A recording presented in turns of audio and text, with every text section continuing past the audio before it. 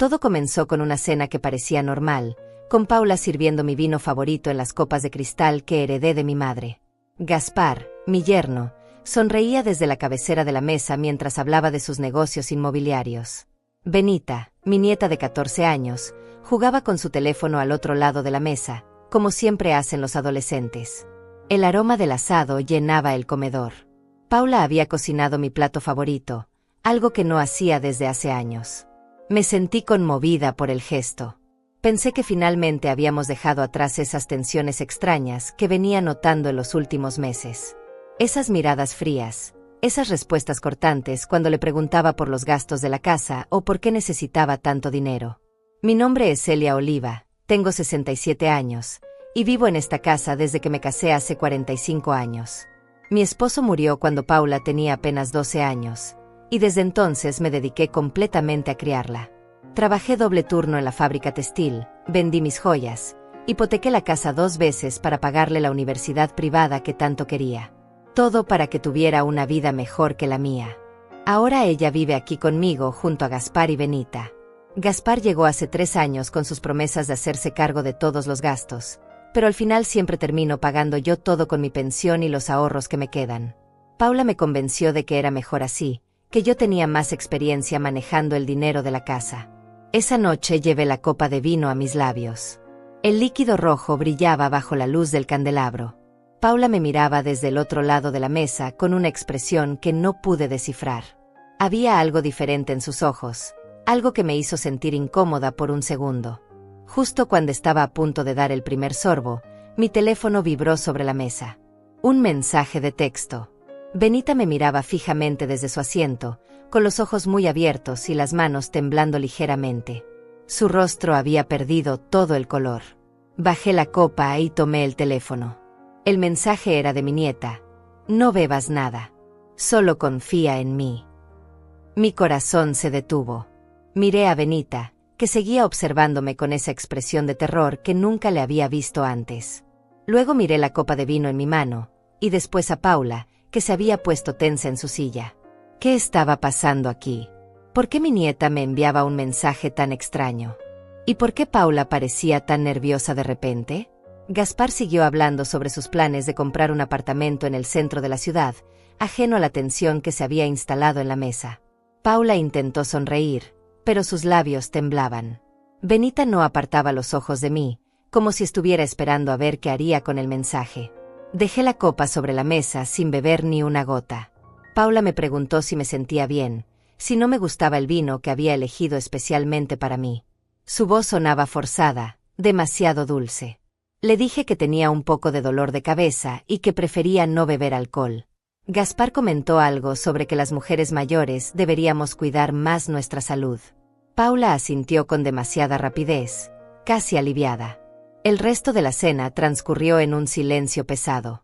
Yo fingía comer mientras mi mente daba vueltas tratando de entender qué significaba ese mensaje. Benita había guardado su teléfono y jugaba con la comida en su plato.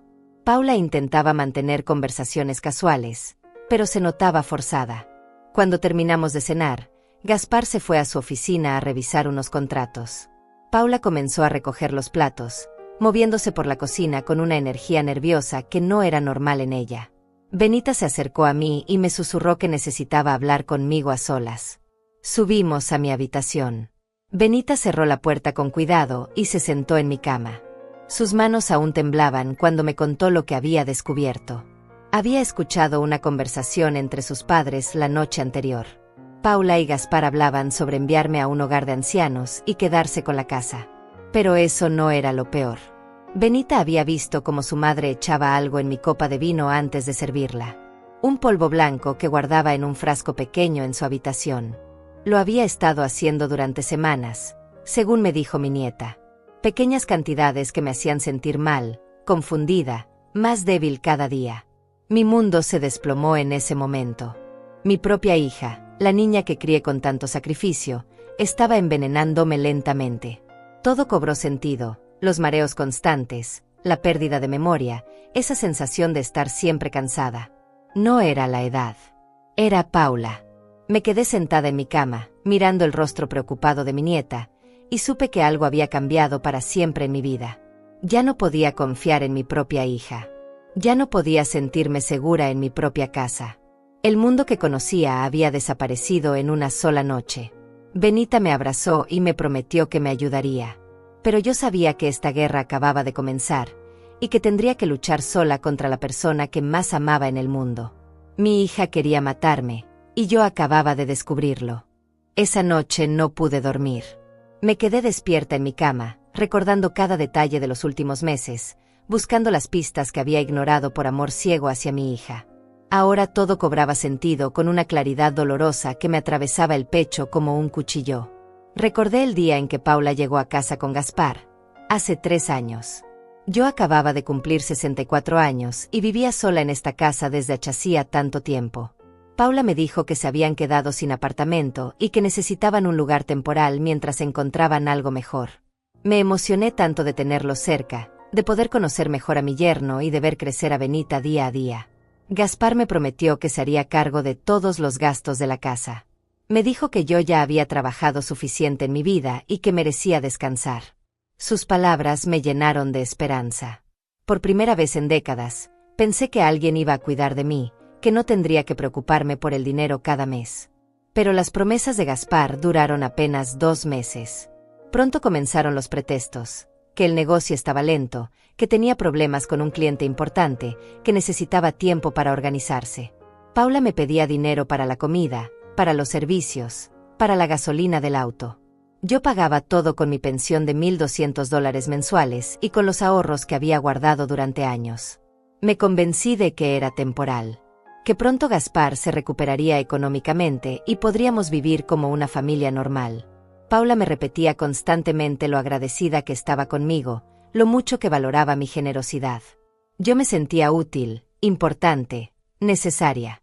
Durante el primer año, Paula aún mostraba afecto. Me daba besos en la mejilla cuando llegaba del trabajo, me preguntaba cómo había pasado el día, a veces cocinábamos juntas los domingos. Benita y yo desarrollamos una relación hermosa. Yo la ayudaba con sus tareas de matemáticas, le contaba historias de cuando su madre era pequeña, la llevaba al parque cuando sus padres estaban ocupados. Pero algo cambió en el segundo año. Las sonrisas de Paula se volvieron mecánicas, forzadas. Sus besos en la mejilla desaparecieron. Comenzó a tratarme como si fuera una empleada en mi propia casa. Me daba órdenes sobre cómo quería que cocinara, se quejaba si no limpiaba las cosas exactamente como a ella le gustaba, criticaba mi forma de vestir cuando salíamos juntas. Gaspar se volvió aún más distante. Antes al menos fingía interés en conversar conmigo durante las cenas. Pero poco a poco dejó de dirigirme la palabra directamente. Hablaba de mí en tercera persona, como si yo no estuviera presente. Tu madre debería arreglar esa gotera del baño, le decía a Paula mientras yo estaba sentada al lado de ellos. Los gastos siguieron aumentando. Paula me pidió $3,000 para arreglar el auto de Gaspar. Luego fueron $2,000 para pagar una deuda urgente que tenían con el banco. Después $1,500 para comprar uniformes escolares de Benita en una tienda cara del centro. Yo siempre decía que sí, sacaba el dinero de mis ahorros, me convencía de que estaba invirtiendo en el bienestar de mi familia. Hace 6 meses, Paula me sugirió que le diera acceso a mi cuenta bancaria para que ella pudiera manejar mejor los gastos de la casa. Me dijo que yo ya estaba mayor y que a veces se me olvidaban las cosas importantes. Que sería más fácil si ella se encargaba de pagar las cuentas directamente. Yo acepté porque confiaba en ella completamente. Paula era mi hija, la niña que había criado sola, a quien le había dado todo lo que tenía.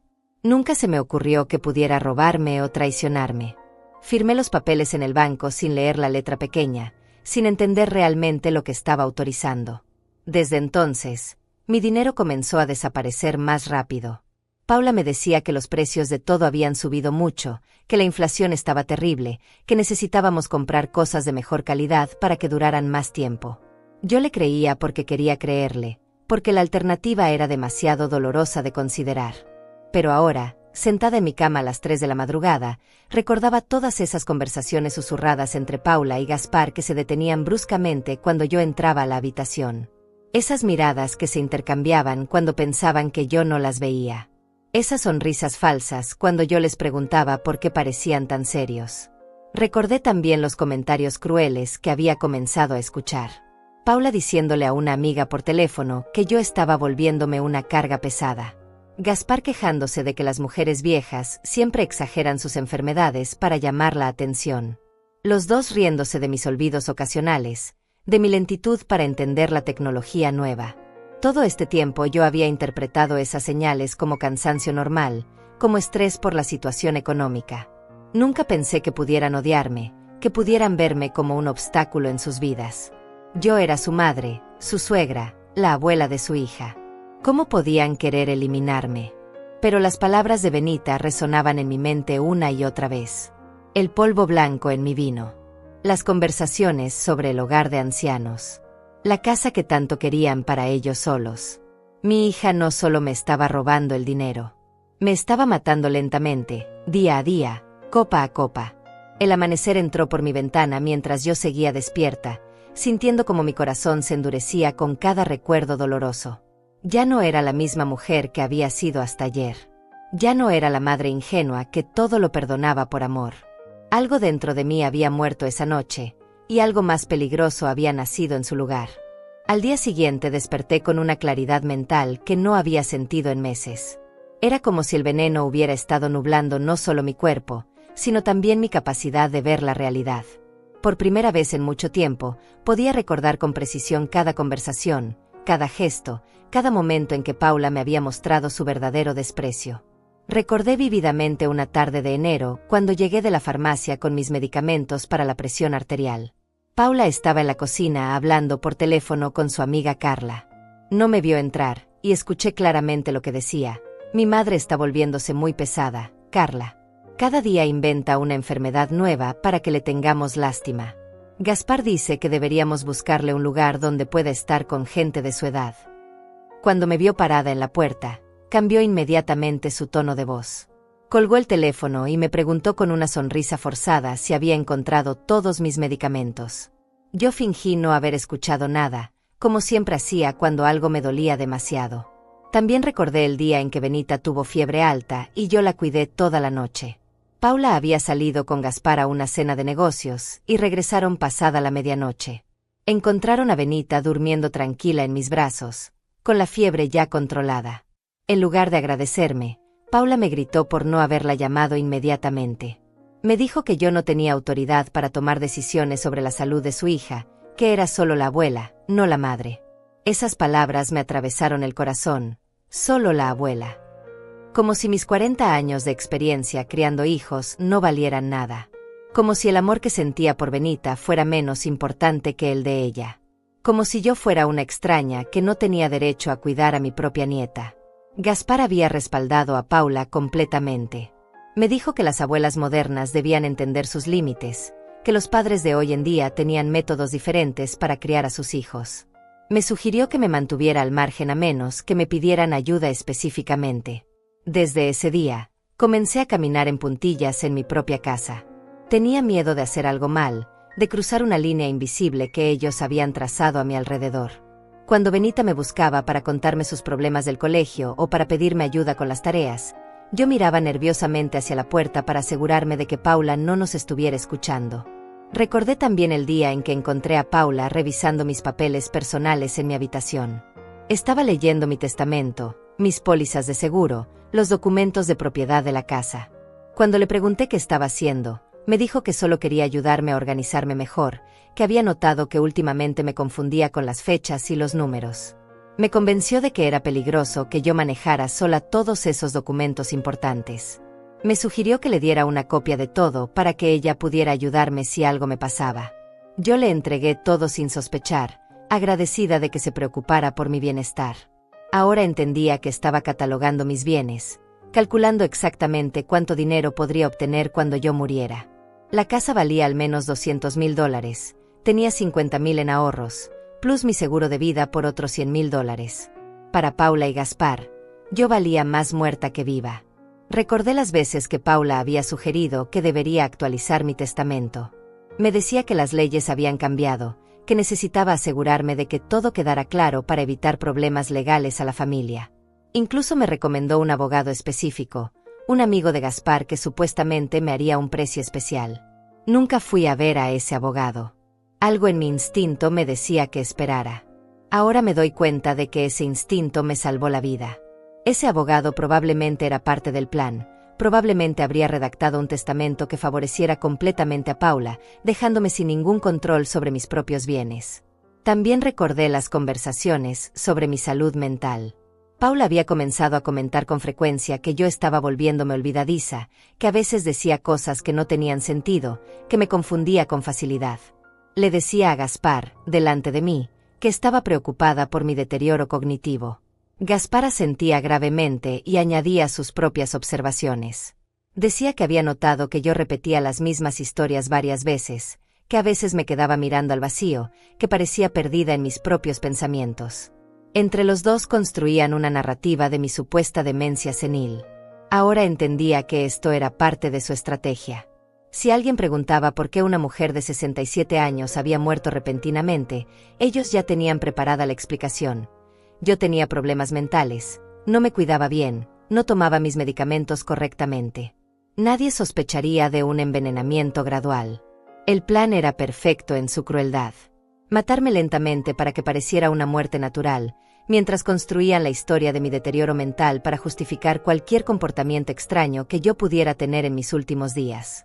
Paula heredaría todo, Gaspar tendría la casa que tanto quería, y Benita crecería pensando que su abuela había muerto de vejez. Pero había un elemento que no habían considerado. Benita era más inteligente de lo que pensaban. Mi nieta había descubierto su plan y había arriesgado todo para salvarme. Ahora yo sabía la verdad, y esa verdad me daba una fuerza que no había sentido en años. Me levanté de la cama con una determinación fría corriendo por mis venas. Ya no iba a ser la víctima silenciosa de su crueldad. Ya no iba a fingir que no veía sus miradas de desprecio. Ya no iba a permitir que me trataran como un estorbo en mi propia casa. Paula había cometido un error fatal. Había subestimado a su propia madre. Pensaba que yo era una anciana indefensa que se dejaría manipular hasta la muerte. Pero se había equivocado completamente. Yo había sobrevivido a la pobreza, a la viudez, a años de trabajo duro criando a una hija sola. No iba a permitir que esa misma hija me destruyera ahora. La guerra había comenzado, pero esta vez yo tenía la ventaja de conocer las reglas del juego. Esa mañana desperté antes del amanecer con una misión clara. Mientras Paula y Gaspar aún dormían, me vestí en silencio y salí de la casa. Tenía cosas que hacer, decisiones que tomar, y no podía perder ni un minuto más. Mi primera parada fue el banco. Llegué cuando abrían las puertas a las 8 de la mañana. Le dije a la gerente, señora Morales, que necesitaba revisar todos los movimientos de mi cuenta de los últimos 6 meses. También quería cancelar inmediatamente el acceso que le había dado a Paula. Los números en la pantalla de la computadora me confirmaron lo que ya sospechaba. En 6 meses, Paula había retirado $32,000 de mi cuenta. Retiros de 500, 800, $1,000 casi cada semana. Algunos estaban marcados como gastos del hogar, otros como emergencias médicas que yo nunca había tenido. La señora Morales me mostró las autorizaciones que yo había firmado. Mi propia letra, mi propia firma, dándole a Paula poder total sobre mi dinero. Me sentí como una idiota por haber confiado tanto, pero ya no había tiempo para lamentaciones. Le dije que quería cancelar todos esos permisos inmediatamente. También descubrí algo que me heló la sangre. Paula había abierto una línea de crédito a mi nombre por $15,000. Yo nunca había autorizado eso. La firma en el documento se parecía a la mía, pero tenía pequeñas diferencias que solo yo podía notar. Paula había estado practicando falsificar mi firma. Le expliqué a la señora Morales que esa firma era falsa, que yo jamás había solicitado ningún crédito.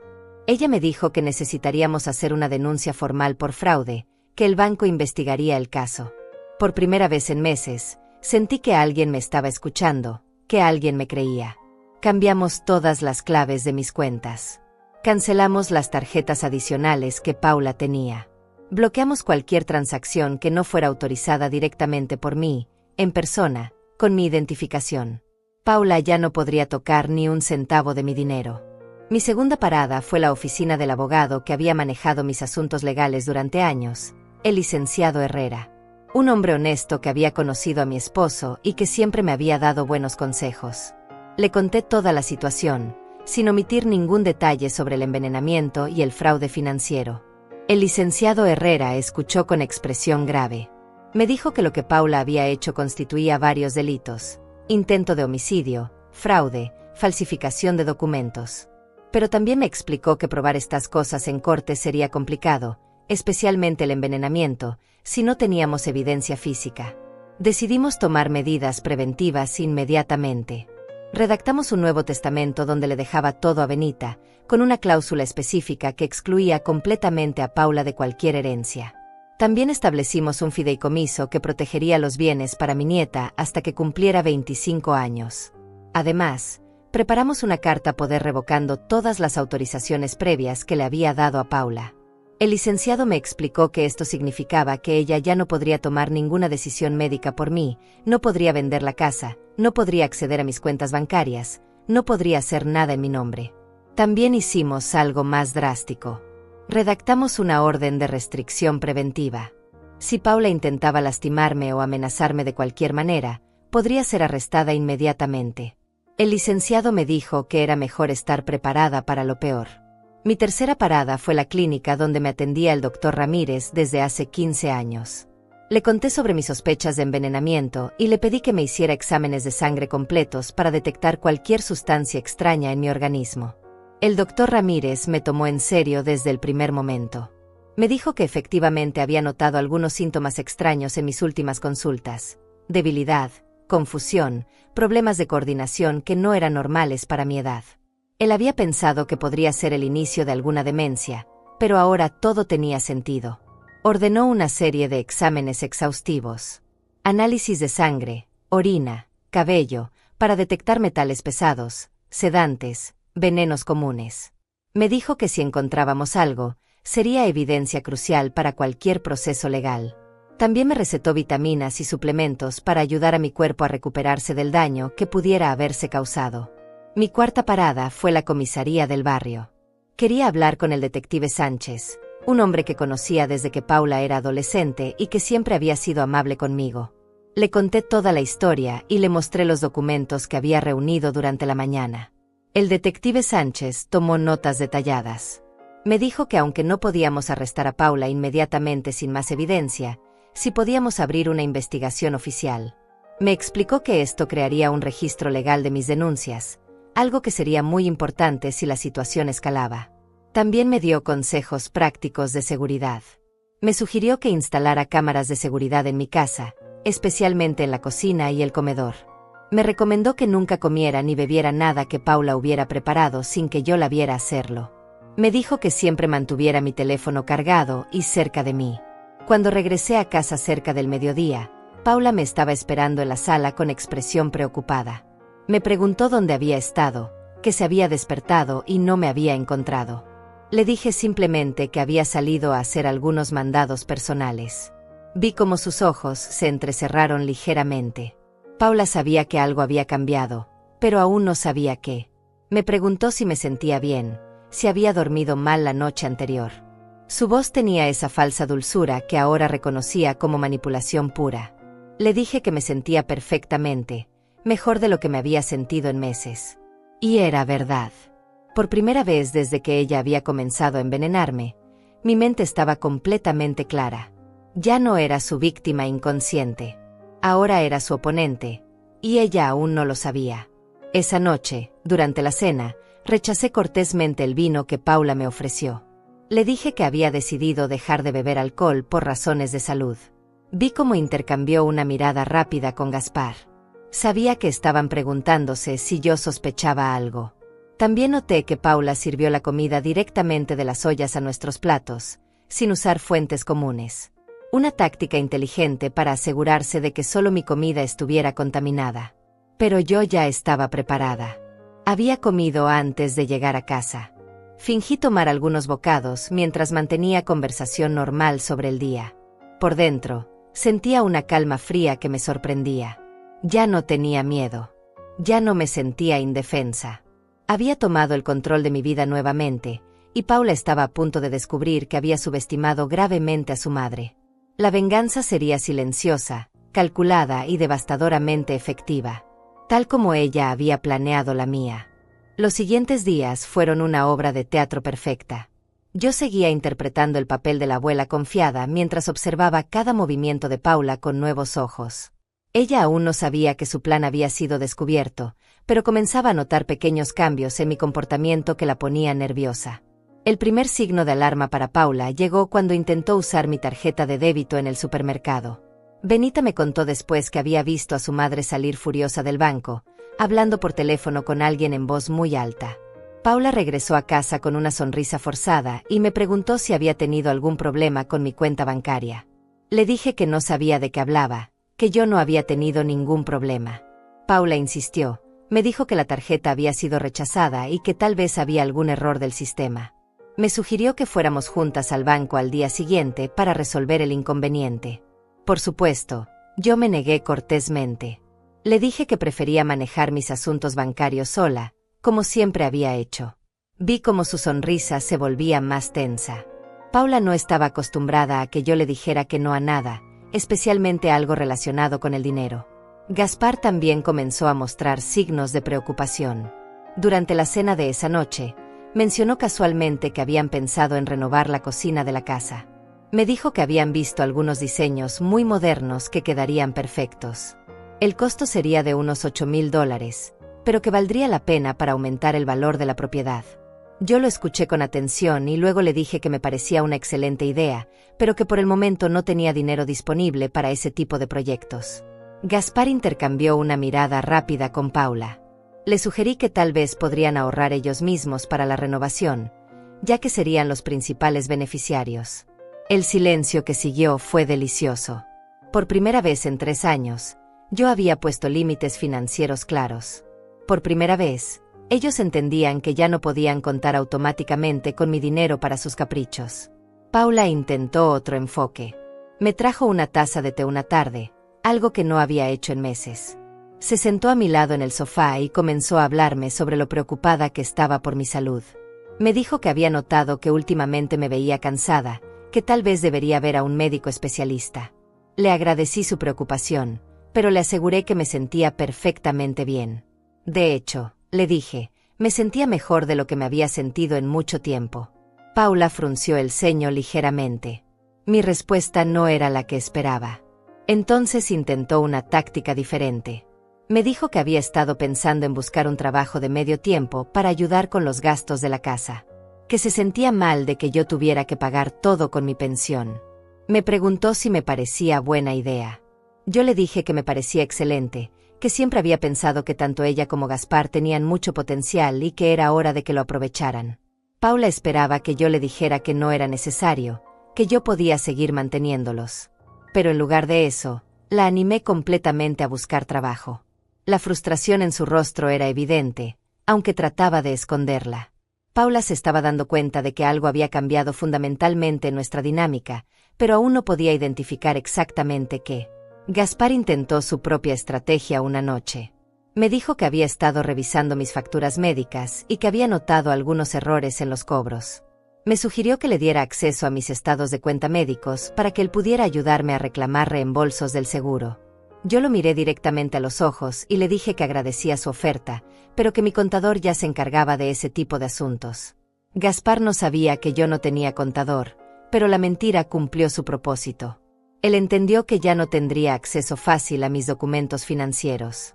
Los mensajes de texto comenzaron después de eso. Paula me enviaba enlaces a artículos sobre la importancia de tener apoyo familiar cuando se envejece. Me mandaba historias sobre ancianos que habían sido estafados por extraños, sugiriendo indirectamente que yo necesitaba que la familia manejara mis finanzas para protegerme. Yo respondía con mensajes cortos y positivos, agradeciéndole por pensar en mí, pero sin mostrar ninguna disposición a cambiar mi nueva independencia financiera. Cada mensaje que no lograba manipularme la frustraba más. Una tarde, Paula trajo a casa a su amiga Carla, la misma con quien había hablado mal de mí por teléfono meses atrás. Las dos se sentaron conmigo en la sala y comenzaron una conversación obviamente planeada sobre lo difícil que era envejecer sola. Carla me contó sobre su propia madre, que había perdido la memoria y había terminado en un hogar de ancianos muy bonito donde la cuidaban profesionales. Me dijo que aunque al principio había sido difícil tomar esa decisión, al final había sido lo mejor para toda la familia. Paula asentía dramáticamente mientras Carla hablaba. Luego añadió que ella también había estado pensando en mi futuro, que quería asegurarse de que yo tuviera la mejor atención posible cuando la necesitara. Me dijo que había visitado algunos lugares muy bonitos donde yo podría hacer amigos de mi edad. Yo las escuché con una sonrisa serena y les dije que apreciaba su preocupación, pero que me sentía perfectamente capaz de cuidar de mí misma. Les aseguré que cuando llegara el momento de necesitar ayuda, yo misma tomaría las decisiones sobre mi cuidado. Carla se fue esa tarde visiblemente incómoda. Había venido a ayudar a Paula a convencerme de algo, pero yo no había mostrado ninguna señal de la confusión mental o debilidad física que ellas esperaban encontrar. Esa noche escuché a Paula y Gaspar hablando en voz baja en su habitación. No podía escuchar las palabras exactas, pero el tono era claramente de frustración y preocupación. Sus voces se alzaban ocasionalmente antes de volver a bajar a susurros urgentes. Benita se acercó a mi habitación antes de acostarse. Me dijo en voz muy baja que había escuchado a sus padres discutir sobre dinero, que su madre había dicho algo sobre que yo me estaba volviendo muy difícil últimamente. Le agradecí a mi nieta por mantenerme informada y le aseguré que todo iba a estar bien. Pero por dentro, sabía que Paula estaba comenzando a desesperarse. Una persona desesperada era peligrosa, especialmente cuando ya había demostrado que era capaz de intentar matarme. Me quedé despierta esa noche, pensando en cuál sería el próximo movimiento de Paula. Ella había gastado $32,000 de mi dinero. Había falsificado mi firma para conseguir más crédito. Había estado envenenándome sistemáticamente durante semanas. Ahora que ya no tenía acceso a mi dinero y que yo no estaba muriendo según su cronograma, tendría que intentar algo más drástico. Paula no era el tipo de persona que se rendía fácilmente. Había heredado mi terquedad, pero la había torcido hacia propósitos malignos. Sabía que el verdadero enfrentamiento estaba por llegar. Hasta ahora, todo había sido maniobras silenciosas, movimientos calculados. Pero pronto Paula tendría que mostrar sus cartas completamente. Y cuando lo hiciera, yo estaría lista para destruir definitivamente cualquier poder que creía tener sobre mí. La guerra psicológica apenas comenzaba. El enfrentamiento directo llegó un miércoles por la mañana, exactamente una semana después de que Benita me había salvado la vida con su mensaje. Paula entró a mi habitación sin tocar la puerta, algo que nunca había hecho antes. Traía en la mano un sobremanila lleno de papeles y una expresión que yo nunca le había visto, furia pura mezclada con pánico. Se sentó en mi cama sin permiso y esparció los documentos frente a mí. Eran extractos bancarios, copias de las autorizaciones que yo había cancelado, reportes de la investigación de fraude que el banco había iniciado. Paula había estado haciendo sus propias averiguaciones y finalmente había descubierto la magnitud de lo que yo había hecho. ¿Qué significa esto, mamá?, me preguntó con voz temblorosa de rabia contenida. ¿Por qué cancelaste mi acceso a las cuentas? ¿Por qué le dijiste al banco que yo había falsificado tu firma?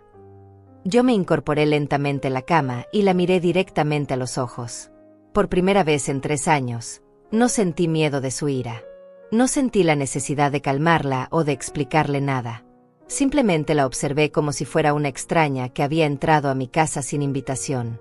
«Porque lo hiciste», le dije con voz calmada. «Falsificaste mi firma para obtener crédito. Robaste $32,000 de mis ahorros. Y, lo más importante de todo, intentaste matarme envenenando mi comida». El color desapareció completamente del rostro de Paula. Sus ojos se abrieron como platos y por un momento pensé que iba a desmayarse. Pero se recuperó rápidamente, como siempre había hecho cuando la confrontaban con sus mentiras. «¿De qué estás hablando?», me gritó. «Tú estás loca. Nadie intentó envenenarte. Estás paranoica, mamá. Exactamente por esto necesitas ayuda profesional». Su estrategia era predecible: negarme la realidad, hacerme dudar de mi propia cordura, usar mi supuesta demencia como excusa para todo. Pero ya no funcionaba conmigo. Mi mente estaba más clara que nunca. «Benita te vio», le dije con voz firme. «Te vio echando polvo blanco en mi vino. Te escuchó hablando con Gaspar sobre enviarme a un hogar de ancianos para quedarse con mi casa. Mi propia nieta tuvo que salvarme de ti». Paula se puso de pie de un salto, caminando de un lado al otro de mi habitación como un animal enjaulado. Sus manos temblaban mientras trataba de procesar que su plan había sido completamente descubierto. Benita es una niña imaginativa, gritó. Malinterpretó algo que vio. Yo jamás te haría daño. Soy tu hija. Todo lo que he hecho ha sido para cuidarte. Me reí. Fue una risa fría, sin humor, que la hizo detenerse en seco. Paula nunca me había escuchado reír de esa manera. Era la risa de alguien que había visto a través de todas las mentiras y ya no podía ser engañada. Cuidarme, repetí. ¿Robar mi dinero es cuidarme? ¿Envenenarme lentamente es cuidarme? ¿Planear mi muerte para heredar mi casa es cuidarme? Paula, creo que tienes una definición muy extraña de lo que significa cuidar a alguien. Paula se acercó a mí con los puños cerrados. Por un momento pensé que me iba a golpear. Su rostro estaba contraído en una mueca de rabia que la hacía verse fea, irreconocible como la niña que había criado. Todo esto es tuyo por mi culpa, me gritó. Yo sacrifiqué mi juventud cuidándote cuando papá murió. Podría haber tenido una vida diferente, pero me quedé aquí contigo. Esta casa debería ser mía. Ese dinero debería ser mío. Me lo merezco más que tú. Finalmente había dicho la verdad. No amor, no preocupación, no cuidado familiar. Solo codicia pura y resentimiento por una infancia que ella creía que yo le había robado. Paula se había convencido de que merecía todo lo que yo tenía, incluida mi vida. Tú tenías 12 años cuando tu padre murió, le recordé con voz calmada. Yo trabajé doble turno para mantenerte. Vendí mis joyas para pagarte la universidad. Hipotequé esta casa 2 veces para darte la vida que querías. Nunca te pedí que te quedaras conmigo. Tú elegiste venir aquí con tu familia porque necesitabas un lugar gratis donde vivir. Paula se quedó callada por un momento, respirando pesadamente. Luego intentó cambiar de táctica, como siempre hacía cuando se sentía acorralada. Mamá, creo que estás confundida, me dijo con voz súbitamente dulce. Has estado muy estresada últimamente. Tal vez deberíamos hablar con un doctor sobre estos pensamientos extraños que estás teniendo. Yo nunca te haría daño. Te amo. No, le dije simplemente. Ya no me vas a manipular más. Ya no voy a fingir que no veo lo que realmente eres. Y definitivamente ya no voy a permitir que tú o Gaspar toquen un centavo más de mi dinero. La máscara de Paula se cayó completamente. La falsa dulzura desapareció y fue reemplazada por una frialdad que me recordó a su padre en sus peores momentos. ¿Y qué vas a hacer?, me preguntó con voz venenosa. ¿Vas a vivir sola en esta casa enorme cuando ya no puedas cuidarte? ¿Quién va a estar aquí cuando te caigas y no puedas levantarte? ¿Quién va a llevarte al médico cuando estés enferma? ¿Tu querida Benita? Ella va a crecer y va a tener su propia vida. Al final, solo me vas a tener a mí. Prefiero morir sola que vivir con alguien que quiere matarme, le respondí sin vacilar. Paula retrocedió como si la hubiera abofeteado. Creo que finalmente entendió que había perdido todo poder sobre mí. Que ya no era la hija querida que podía manipular a su madre con culpa y chantaje emocional. Esto no se queda así, me dijo con voz amenazante. No puedes echarme de mi propia casa. No puedes quitarme lo que me pertenece. Voy a luchar por lo que es mío. Se dirigió hacia la puerta, pero se detuvo antes de salir. Me miró por encima del hombro con una expresión que me heló la sangre. Y sobre Benita, ella es mi hija. Yo decido qué es lo mejor para ella. Si quieres guerra, mamá, la vas a tener. Pero no olvides que yo tengo todas las cartas en esta familia. Salió de mi habitación dando un portazo que hizo temblar las paredes.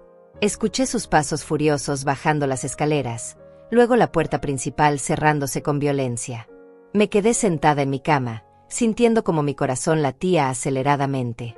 Paula había mostrado finalmente su verdadera naturaleza, una mujer sin escrúpulos dispuesta a matar por dinero. Pero también había cometido un error fatal. Había amenazado a Benita. Hasta ese momento, yo había estado dispuesta a simplemente protegerme a mí misma y recuperar mi dinero. Pero ahora Paula había convertido esto en algo mucho más serio. Había amenazado a mi nieta, y eso era algo que yo no iba a tolerar jamás. Tomé mi teléfono y marqué el número del licenciado Herrera. Era hora de acelerar todos los procesos legales. Paula había declarado la guerra abiertamente, y yo iba a asegurarme de ganar esa guerra de manera definitiva. La niña Dulce que había criado con tanto amor había muerto hace mucho tiempo. La mujer que vivía en mi casa ahora era una extraña peligrosa, y yo iba a tratarla exactamente como lo que era, una amenaza que necesitaba ser eliminada de mi vida para siempre. Paula desapareció por 3 días después de nuestro enfrentamiento. Gaspar me dijo que había ido a quedarse con su hermana en la ciudad, que necesitaba tiempo para pensar. Pero yo sabía que estaba planeando su contraataque. Paula nunca había aceptado una derrota en su vida, y no iba a empezar ahora. Benita parecía aliviada por la ausencia de su madre. Durante esos 3 días, volvió a ser la niña Dulce que yo recordaba. Hacíamos las tareas juntas, cocinaba conmigo, me contaba sobre sus clases y sus amigas. Por primera vez en meses, mi casa se sentía pacífica. Pero Gaspar estaba cada vez más nervioso. Lo veía hablando por teléfono en voz baja, saliendo de la casa a horas extrañas, evitando hacer contacto visual conmigo. Sabía que estaba en comunicación constante con Paula, probablemente ayudándola a planear lo que vendría después. El viernes por la tarde, Paula regresó. Pero no regresó sola. Traía consigo a 2 personas que yo no conocía, una mujer de mediana edad con maletín profesional y un hombre mayor vestido con traje. Los 3 entraron a mi casa como si fueran los dueños del lugar. Paula me presentó a la mujer como la doctora Miranda Vega, especialista en geriatría y salud mental. El hombre era el licenciado Torres, abogado especializado en derecho familiar y tutorías. Inmediatamente entendí lo que estaba pasando. La doctora Vega me sonrió con esa sonrisa profesional que usan los médicos cuando creen que están tratando con alguien que no tiene todas sus facultades mentales. Me pidió que nos sentáramos en la sala para tener una conversación sobre mi bienestar. Señora Oliva, comenzó con voz condescendiente, su hija Paula está muy preocupada por su salud mental. Me ha contado sobre algunos comportamientos que sugieren que podría estar experimentando síntomas de demencia senil. Paula se sentó al lado de la doctora, interpretando perfectamente el papel de la hija afligida. Le había contado a esta mujer una versión completamente distorsionada de los eventos recientes. Según Paula, yo había comenzado a tener delirios paranoicos, acusándola de cosas terribles sin ninguna base en la realidad. Mi madre ha estado diciendo que yo traté de envenenarla, explicó Paula con voz quebrada por la emoción fingida. Cree que estoy robando su dinero. Ayer me acusó de planear matarla. Doctora, estoy desesperada. Ya no sé qué hacer. La doctora Vega asentía comprensivamente mientras tomaba notas en su libreta. Ocasionalmente me miraba como si estuviera evaluando mi nivel de deterioro mental. Era obvio que Paula la había preparado completamente antes de traerla a mi casa. El licenciado Torres entonces tomó la palabra. Me explicó que cuando una persona mayor comenzaba a mostrar signos de incapacidad mental, era responsabilidad de la familia tomar medidas para protegerla. Me habló sobre la posibilidad de establecer una tutoría legal que permitiera a Paula tomar decisiones en mi nombre. Es por su propio bien, señora Oliva, me aseguró. Su hija solo quiere asegurarse de que usted reciba la atención médica apropiada y que sus finanzas estén protegidas de posibles estafadores. Yo los escuché en silencio durante varios minutos, observando cómo habían orquestado esta farsa. Paula había encontrado profesionales dispuestos a apoyar su versión sin investigar realmente la situación. Probablemente les había pagado muy bien por sus servicios. Cuando terminaron de hablar, me levanté calmadamente y fui a mi habitación. Regresé con una carpeta llena de documentos que había estado preparando durante los últimos días. Se la entregué a la doctora Vega. Estos son los resultados de mis exámenes médicos más recientes, le dije con voz firme. Fueron ordenados por el doctor Ramírez, quien me ha atendido durante 15 años. Incluyen evaluaciones neurológicas completas, análisis de sangre para detectar sustancias tóxicas y pruebas cognitivas exhaustivas. La doctora Vega abrió la carpeta y comenzó a revisar los documentos. Su expresión cambió gradualmente mientras leía. Los resultados mostraban claramente que yo tenía todas mis facultades mentales intactas y que efectivamente había trazas de sedantes en mi sistema sanguíneo. También había incluido una carta del doctor Ramírez explicando que había encontrado evidencia consistente con envenenamiento gradual y que había reportado el caso a las autoridades correspondientes como era requerido por ley. Además, continué, estos son los documentos bancarios que muestran las transacciones fraudulentas que mi hija realizó durante los últimos 6 meses. Y esta es la denuncia formal que presenté en la comisaría por intento de homicidio y fraude financiero. El silencio en la sala era ensordecedor. Paula se había puesto completamente pálida. Gaspar miraba nerviosamente hacia la puerta como si quisiera salir corriendo. Los dos profesionales que habían traído intercambiaban miradas incómodas. La doctora Vega cerró la carpeta lentamente. Señora Oliva, estos documentos sugieren algo muy diferente a lo que me habían explicado. Creo que necesito revisar este caso más cuidadosamente antes de hacer cualquier recomendación. El licenciado Torres también parecía profundamente incómodo. Señora Paula, creo que hay aspectos de esta situación que no me había mencionado. Necesito revisar estos documentos con más detalle antes de proceder con cualquier acción legal. Paula intentó desesperadamente recuperar el control de la situación. Esos documentos están falsificados, gritó. Mi madre está teniendo una crisis psicótica. No pueden creer nada de lo que dice. Pero era demasiado tarde. La doctora Vega y el licenciado Torres ya habían visto suficiente evidencia para darse cuenta de que habían sido manipulados. Se levantaron casi simultáneamente, murmurando excusas sobre la necesidad de revisar el caso más cuidadosamente antes de continuar. Paula los siguió hasta la puerta, suplicándoles que no se fueran, insistiendo en que yo estaba loca y que todo era una elaborada fantasía de mi mente deteriorada. Pero ellos se fueron sin hacer compromisos, claramente queriendo distanciarse de una situación que podría comprometerlos legalmente. Cuando la puerta se cerró, Paula se volvió hacia mí con una furia que ya no trataba de esconder. «¿Cómo te atreves?», me gritó. «¿Cómo te atreves a humillarme así? Esos eran profesionales respetables». «Exactamente», le respondí con calma. «Profesionales respetables que ahora saben que trataste de usarlos para cometer fraude. Profesionales que ahora tienen evidencia documentada de tus crímenes». Gaspar finalmente habló, pero no para defender a Paula. «Esto se está saliendo de control», murmuró. «No firmé para esto. Pensé que solo íbamos a manejar la situación de manera diferente».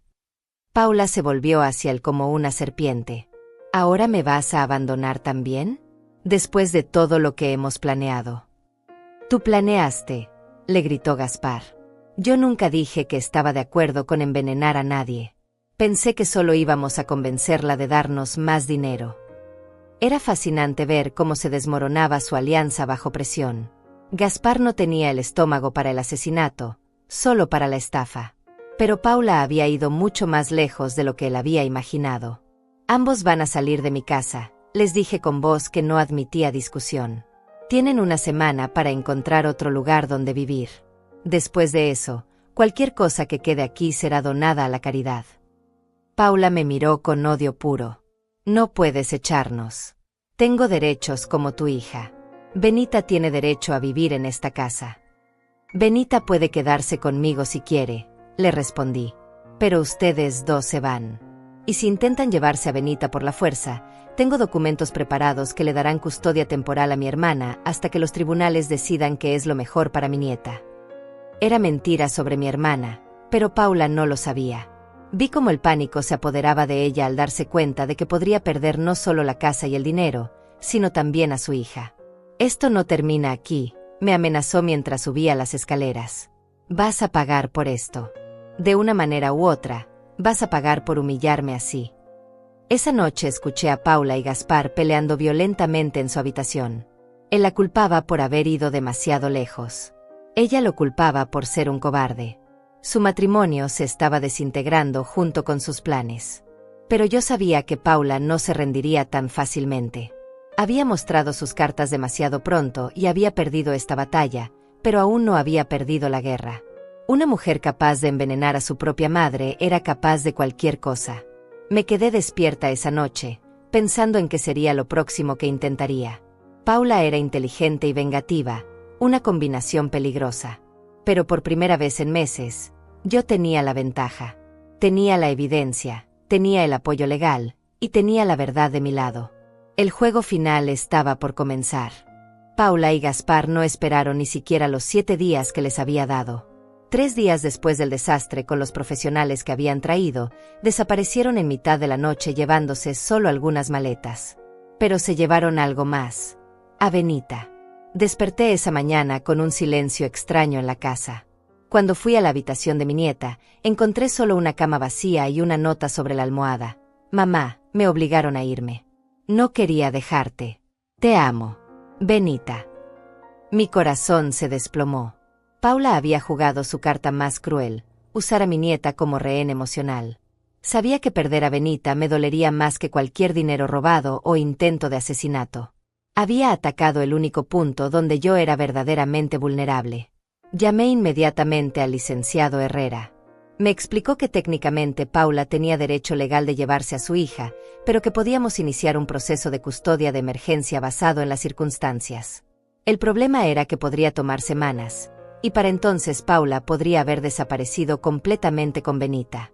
También llamé al detective Sánchez. Me dijo que aunque había una investigación abierta contra Paula, aún no había órdenes de arresto que le impidieran viajar con su hija.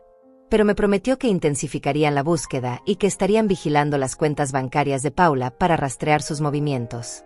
Durante los siguientes días, la casa se sintió como una tumba. Caminaba por los pasillos vacíos, recordando la risa de Benita, extrañando nuestras conversaciones nocturnas. Paula sabía exactamente lo que estaba haciendo, torturarme con la ausencia de la única persona que realmente me amaba en esta familia. Pero entonces comenzaron a llegar las consecuencias que Paula no había anticipado. El banco la llamó sobre la investigación de fraude. Su línea de crédito había sido cancelada y ahora debía pagar inmediatamente los $15,000 que había obtenido ilegalmente. Como no tenía el dinero, comenzaron acciones legales contra ella. El detective Sánchez me informó que habían rastreado a Paula hasta un hotel barato en las afueras de la ciudad. Gaspar había intentado usar su tarjeta de crédito para pagar otra noche, pero la tarjeta había sido rechazada. Aparentemente, sus propios problemas financieros eran más graves de lo que yo había imaginado. También descubrí algo sorprendente cuando revisé las facturas de servicios de la casa. Paula había estado mintiendo sobre muchos de los gastos que me había pedido cubrir. La reparación urgente del auto por $3,000 nunca había ocurrido. Los uniformes escolares caros de Benita habían costado en realidad $200, no los 1,500 que Paula me había pedido. Había estado inventando gastos ficticios durante meses, robándome dinero no solo para sus necesidades reales, sino para financiar un estilo de vida que no podían costear. Gaspar había perdido su trabajo hace más de un año, algo que nunca me habían dicho. Habían estado viviendo completamente de mi dinero mientras me mentían sobre su situación. La presión financiera sobre ellos comenzó a intensificarse rápidamente. Sin acceso a mi dinero y sin ingresos propios, no podían mantener ni siquiera el hotel barato. El detective Sánchez me contó que los habían visto discutiendo violentamente en el estacionamiento cuando los desalojaron por falta de pago. Pero lo más importante sucedió una semana después. Benita logró escaparse de sus padres en un centro comercial y corrió hasta una estación de policía cercana. Les dijo a los oficiales que su madre la había obligado a irse con ellas y que quería regresar con su abuela. También les contó sobre el envenenamiento y les mostró fotos que había tomado en secreto del frasco de polvo que Paula guardaba en su habitación. El detective Sánchez me llamó inmediatamente. Benita estaba segura en la comisaría y había pedido específicamente hablar conmigo. Cuando llegué, mi nieta se lanzó a mis brazos llorando. Me dijo que Paula la había amenazado con no dejarla verme nunca más si ella contaba algo sobre lo que había visto en casa. Pero Benita era más inteligente y valiente de lo que Paula había calculado. Había estado documentando en secreto las actividades de su madre, tomando fotos del veneno, grabando conversaciones entre Paula y Gaspar sobre sus planes. Mi nieta de 14 años había reunido evidencia que los fiscales podrían usar en un juicio. Con el testimonio de Benita y toda la evidencia que habíamos acumulado, finalmente emitieron órdenes de arresto contra Paula y Gaspar. Los cargos incluían intento de homicidio, fraude, falsificación de documentos, y ahora también secuestro parental, ya que se habían llevado a Benita sin mi consentimiento como tutora legal de emergencia. Los arrestaron esa misma noche en un motel aún más barato al que se habían mudado. Paula gritaba que yo era una vieja loca que había manipulado a su propia hija contra ella. Gaspar intentó negociar, ofreciendo información adicional sobre los planes de Paula a cambio de cargos reducidos. Cuando llegaron a la comisaría, me permitieron verlos a través del cristal de la sala de interrogatorios. Paula ya no se parecía a la mujer pulcra y calculadora que había vivido en mi casa. Su cabello estaba sucio, su ropa arrugada, sus ojos tenían esa mirada desesperada de alguien que había perdido todo control sobre su vida. Gaspar se veía aún peor. Había perdido peso, tenía ojeras profundas, y sus manos temblaban constantemente. La presión de mantener las mentiras y participar en un plan de asesinato había sido demasiado para él. Estaba claramente dispuesto a traicionar a Paula para salvar su propio pellejo. Esa noche, Benita y yo regresamos a casa juntas. Mi nieta me ayudó a cambiar las cerraduras de todas las puertas. Donamos toda la ropa y pertenencias que Paula y Gaspar habían dejado atrás. Quería eliminar cualquier rastro de su presencia en mi hogar. Benita me preguntó si me sentía triste por lo que había pasado con su madre. Le dije que sentía tristeza por la niña que Paula había sido alguna vez, pero que no lamentaba haber descubierto la verdad sobre la mujer en que se había convertido. ¿Crees que mamá realmente quería matarte?, me preguntó mi nieta con voz pequeña. Sí, le respondí honestamente. Creo que tu madre perdió de vista lo que realmente importa en la vida. Se obsesionó tanto con el dinero y las cosas materiales que olvidó el valor de la familia verdadera.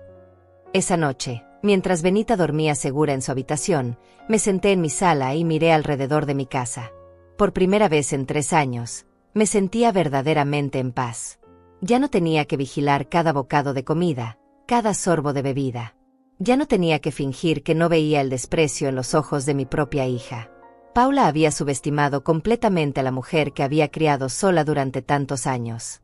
Había pensado que yo era una anciana débil e indefensa que se dejaría matar sin resistencia.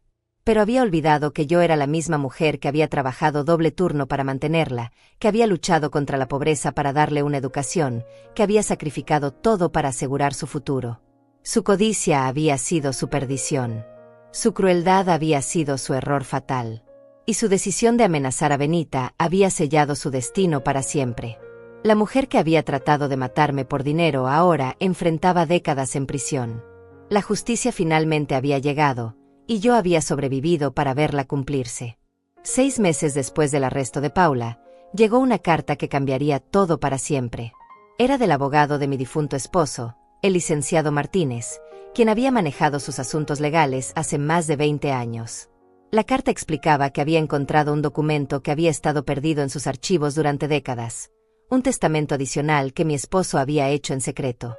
Resulta que mi esposo había heredado una propiedad de su tío en el centro de la ciudad cuando Paula tenía apenas 8 años. Pero decidió no decírmelo inmediatamente porque quería que fuera una sorpresa para nuestro aniversario de bodas número 25.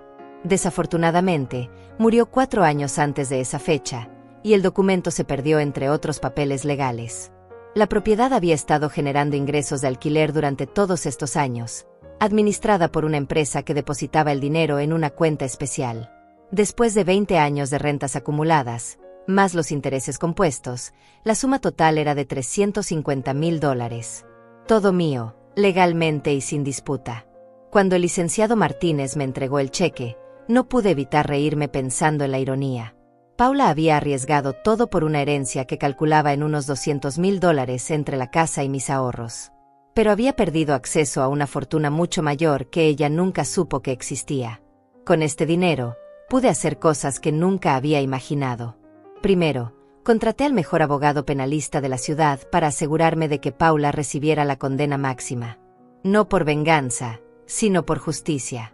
Una mujer capaz de envenenar a su propia madre no debería estar libre para lastimar a otras personas. Paula fue sentenciada a 15 años de prisión por intento de homicidio, fraude y una lista de otros cargos. Gaspar recibió 8 años por complicidad, aunque su cooperación con la fiscalía le había reducido la sentencia. Ambos perdieron cualquier derecho legal sobre Benita o sobre cualquier herencia futura. Establecí un fideicomiso educativo para Benita que le garantizaría la universidad en cualquier institución que eligiera, más dinero suficiente para empezar su propia vida independiente cuando fuera adulta. Mi nieta nunca tendría que depender de nadie financieramente, nunca tendría que tolerar abuso o manipulación por necesidad económica. También hice algo que me llenó de satisfacción profunda.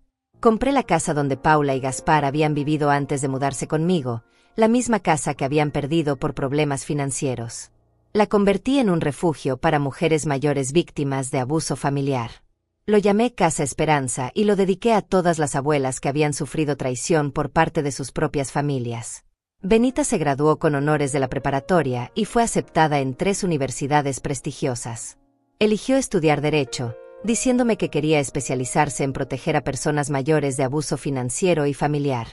Mi nieta había convertido su trauma en propósito, su dolor en pasión por la justicia. El día que Paula cumplió su primer año en prisión, recibí una carta de ella. Era la primera comunicación que intentaba hacer conmigo desde su arresto. La carta estaba llena de excusas, justificaciones y súplicas por perdón. Me decía que había estado confundida, que Gaspar la había influenciado, que nunca realmente había querido matarme. Pero la parte que más me llamó la atención era el final de la carta. Paula escribía: sé que probablemente nunca me perdones, pero espero que al menos entiendas que todo lo que hice fue porque te amo y quería cuidarte a mi manera. Leí esa línea varias veces, sintiendo una mezcla de incredulidad y lástima.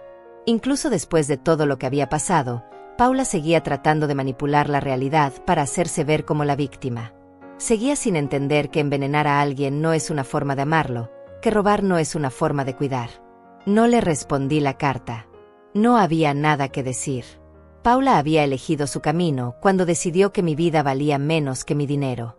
Yo había elegido el mío cuando decidí luchar por mi supervivencia y la seguridad de mi nieta. En mi cumpleaños número 68, Benita organizó una pequeña celebración en casa.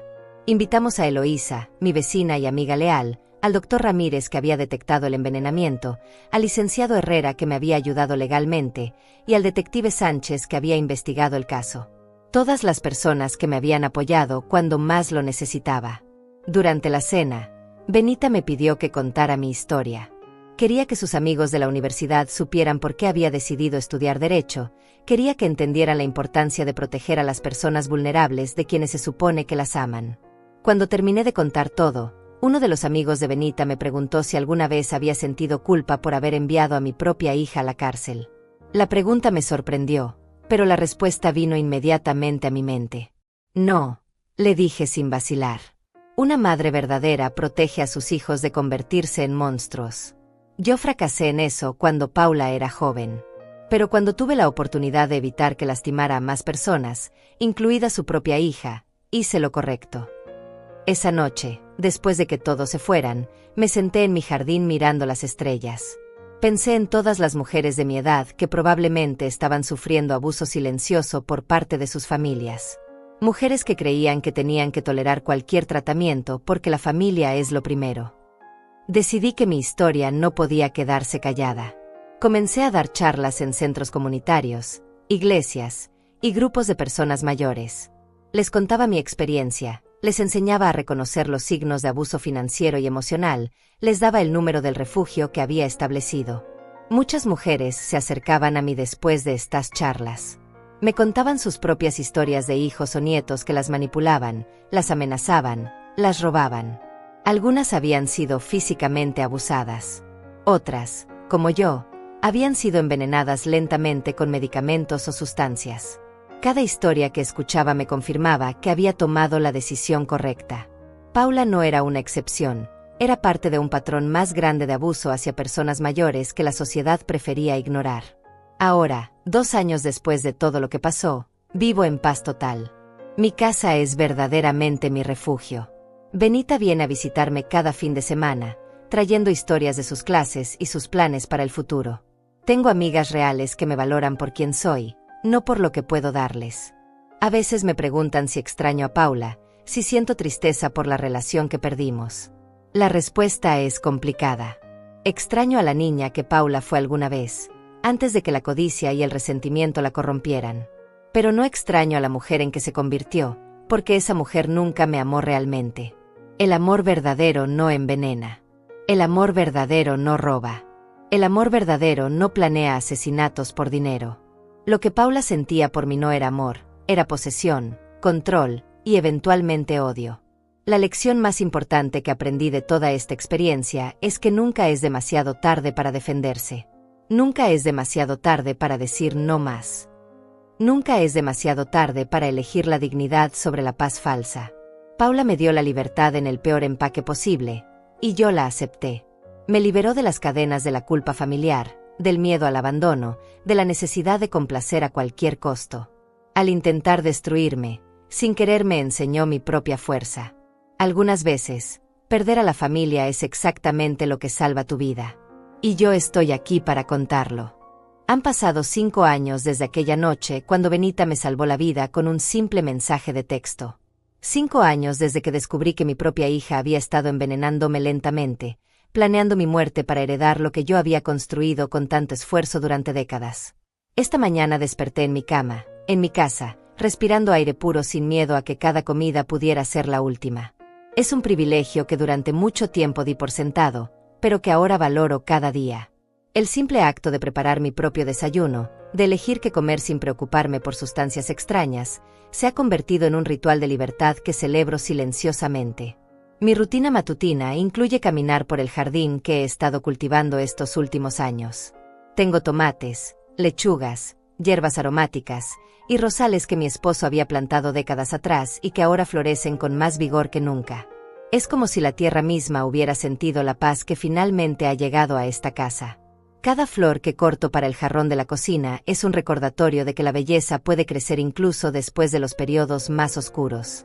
Benita se graduó de la universidad hace 6 meses con honores en Derecho.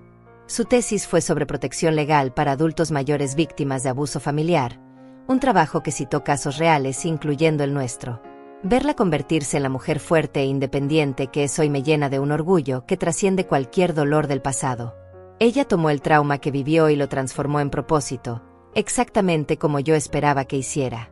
El refugio Casa Esperanza ahora alberga a 12 mujeres mayores que han escapado de situaciones de abuso. Algunas llegaron después de ser golpeadas por hijos adictos a las drogas. Otras fueron estafadas por nietos que se aprovecharon de su confianza. Una señora, doña Carmen, llegó hace 3 meses después de que su nuera intentara internarla en un asilo mental para quedarse con su apartamento. Cada historia es diferente, pero todas comparten el mismo hilo conductor: familiares que eligieron la codicia sobre el amor. Trabajo como voluntaria en el refugio 3 días a la semana. No porque necesite el dinero, mi situación financiera es más sólida que nunca, sino porque estas mujeres necesitan escuchar que es posible sobrevivir a la traición familiar y construir una vida nueva. Cuando me ven prueba viviente de que se puede salir del pozo más profundo y encontrar la luz otra vez. Las charlas que doy en centros comunitarios han evolucionado. Ya no solo hablo sobre mi experiencia, ahora tengo un programa estructurado sobre cómo detectar manipulación financiera, cómo proteger documentos importantes, cómo establecer límites con familiares tóxicos. He aprendido que mi historia personal se vuelve herramienta de empoderamiento cuando la comparto con propósito educativo. Mi relación con el dinero también cambió completamente. Durante años viví con la mentalidad de escasez, siempre preocupada por no tener suficiente, siempre dispuesta a sacrificar mi bienestar para asegurar el de otros. Ahora entiendo que la generosidad verdadera debe incluir generosidad hacia uno mismo. Uso mi dinero para vivir cómodamente, para ayudar a otras personas de manera inteligente, y para crear seguridad real en lugar de depender de promesas vacías. He viajado más en estos 5 años que en toda mi vida anterior. Fui a conocer el Océano Pacífico, algo que siempre había querido hacer pero que postergaba porque había gastos más importantes. Visité museos en ciudades que solo conocía por televisión. Me hospedé en hoteles bonitos donde me trataron con respeto y dignidad, sin tener que agradecer constantemente por la generosidad de alguien más. Cada viaje me recordó algo fundamental: yo merecía experiencias hermosas tanto como cualquier otra persona. Durante décadas me había convencido de que mi papel era facilitar la felicidad de otros, nunca buscar la mía propia. Descubrir lugares nuevos, conocer gente diferente, probar comidas exóticas, se convirtió en un proceso de reconexión conmigo misma. Eloísa, mi vecina y amiga leal, sigue siendo parte importante de mi vida. Ella fue una de las pocas personas que intuitivamente sabía que algo estaba mal en mi casa, incluso cuando yo misma no quería admitirlo. Ahora jugamos cartas los miércoles, vamos juntas al mercado los sábados, y nos acompañamos en las citas médicas cuando es necesario. Es el tipo de amistad que Paula nunca entendió, basada en cariño mutuo genuino, no en obligación o conveniencia. El doctor Ramírez se jubiló el año pasado, pero antes de irse me recomendó con una doctora joven especializada en medicina geriátrica. La doctora Silva es muy diferente a la falsa especialista que Paula había traído para declararme mentalmente incompetente. Esta doctora me escucha, respeta mis decisiones, y entiende que la edad no equivale automáticamente a incapacidad. Mis chequeos médicos regulares confirman que mi salud se ha estabilizado completamente desde que terminó el envenenamiento. Mentalmente me siento más clara y fuerte que nunca. La psicoterapia que comencé después del juicio me ayudó a procesar no solo el trauma reciente, sino patrones de comportamiento que venían de mucho más atrás. Entendí que mi tendencia a complacer a otros a costa propia no había comenzado con Paula. Había sido parte de mi personalidad desde la juventud, reforzada por una sociedad que enseña a las mujeres que su valor depende de cuánto se sacrifican por otros. Paula cumplió 3 años de su sentencia de 15 años. No he tenido más contacto con ella desde aquella carta manipuladora que me envió durante su primer año en prisión. Gaspar salió en libertad condicional después de cumplir 5 años, con la condición de que no pueda acercarse a mí ni a Benita. Según supe por el detective Sánchez, se mudó a otro estado y está trabajando en una fábrica. Su matrimonio con Paula se disolvió mediante divorcio por correspondencia. No siento satisfacción por el sufrimiento de Paula, pero tampoco siento culpa por las consecuencias de sus decisiones. Ella eligió el camino que la llevó a prisión cuando decidió que mi vida valía menos que mi dinero. Yo elegí el camino que me llevó a la libertad cuando decidí que merecía vivir sin miedo. Benita mantiene una relación mínima con su madre a través de cartas ocasionales. Me ha contado que Paula sigue sin aceptar completamente la responsabilidad por sus acciones, siempre añadiendo justificaciones o culpando a circunstancias externas. Mi nieta ha aprendido a establecer límites emocionales sanos, algo que me tomó 70 años descubrir. El aspecto más sorprendente de estos 5 años ha sido descubrir quién soy realmente cuando no estoy tratando de complacer a nadie más. Resulta que me gusta la música jazz, algo que nunca me había permitido explorar. Disfruto leer novelas de misterio hasta muy tarde sin preocuparme por despertar a nadie. Me gusta cocinar platos elaborados solo para mí, saboreando cada bocado sin prisas. También descubrí que tengo opiniones fuertes sobre muchas cosas y que no necesito mantenerlas en secreto para evitar conflictos. En mis charlas públicas hablo directamente sobre temas que antes consideraba demasiado controversiales: la cultura de sacrificio maternal extremo, la idealización tóxica de la familia, la necesidad de que las mujeres mayores mantengan independencia financiera. Mi casa se siente completamente diferente ahora. Los espacios que antes estaban llenos de tensión y miedo ahora respiran tranquilidad. He redecorado casi todo, no para borrar memorias, sino para crear nuevas. La cocina donde Paula preparaba mi comida envenenada ahora es el lugar donde experimento con recetas que me dan curiosidad. El comedor donde casi bebí vino letal ahora es donde Benita y yo planificamos su futuro profesional. Cuando reflexiono sobre todo lo que pasé, me doy cuenta de que la experiencia me enseñó la diferencia entre estar sola y estar libre. Durante años creí que necesitaba la presencia de familia para sentirme completa, incluso cuando esa presencia era tóxica. Ahora entiendo que la soledad elegida es libertad, mientras que la compañía forzada es prisión. Mi legado ya no será solo material. Además del dinero que le dejaré a Benita, le estoy heredando el ejemplo de una mujer que se defendió cuando era necesario, que eligió la dignidad sobre la comodidad, que aprendió que nunca es demasiado tarde para empezar una vida nueva. Esta noche, como todas las noches durante estos 5 años, me acostaré en mi cama sin miedo. Sin miedo a ser envenenada mientras duermo. Sin miedo a despertar con menos dinero en mis cuentas. Sin miedo a ser manipulada o amenazada. Es una paz que no tiene precio, y que nunca más daré por sentada. Paula quería matarme para heredar mi vida. En lugar de eso, me liberó para vivirla realmente por primera vez.